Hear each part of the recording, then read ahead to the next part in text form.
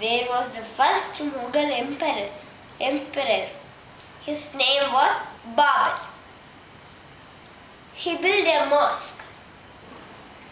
He was the first king. And his son was Humayun.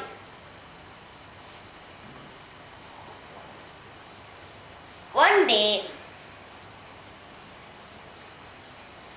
I'll tell the story how Babur died. Humayun was ill. So Babur called all the doctors. They tried to cure him, but they can't. So the people said, you will give your hands to God and then take a diamond and say that to go around it.